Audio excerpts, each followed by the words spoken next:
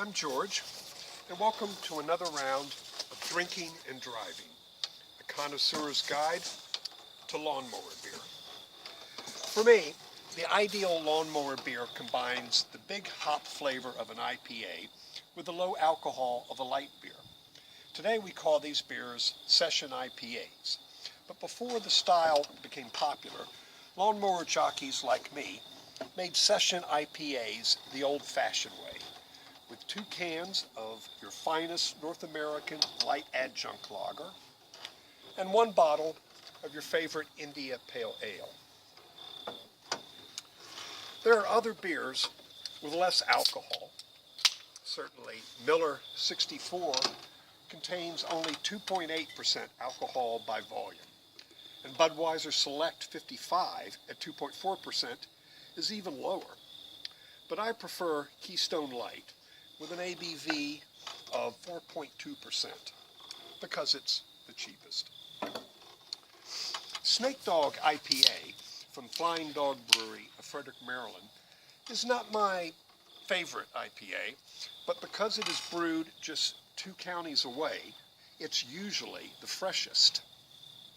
That's important when making your own session IPA, because if the flavor and body falls a little short, at least the aroma can remind you of your favorite hop flavors. Let's see.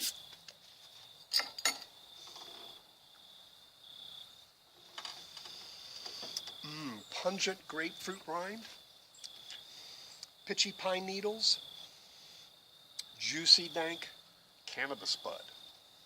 So, what we have is 2 parts of light lager at 4.2%, plus 1 part IPA at 7.1%, works out to a combined ABV of 5.1%.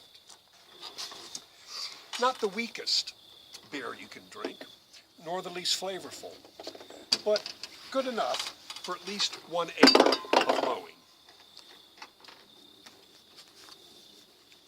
Today, it's no longer necessary to water down IPA for cutting the grass. Now the breweries will do it for you. This is Stone Go-To IPA.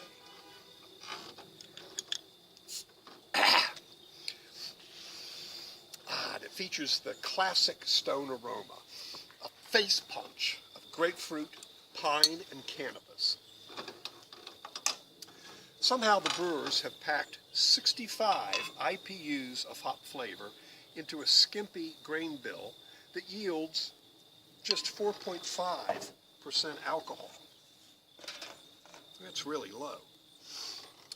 This beer should be too bitter and astringent to drink.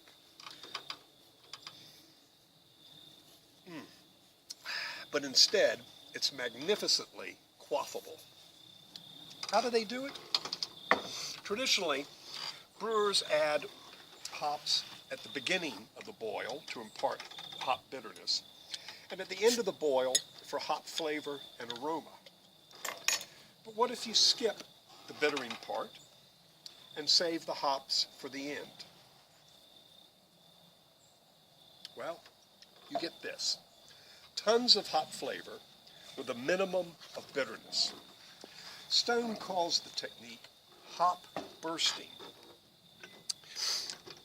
Sounds like a slick marketing term, doesn't it? But it's a phrase San Diego homebrewers have been using for nearly a decade to describe massive hop additions at the end of a boil. For this beer, Stone uses a blend of Mosaic, Citra, Atenum, Cascade, Crystal, Eldorado, Magnum, Sterling, and an as yet unnamed experimental hop that goes by the number 06300. 2 or 3 years ago, session IPAs were hard to find. Today, virtually every craft brewery makes one, but none are as hop-tastic and widely available as Stone's, which earns my highest rating of 3 boots. Until next week, heel up, toes down.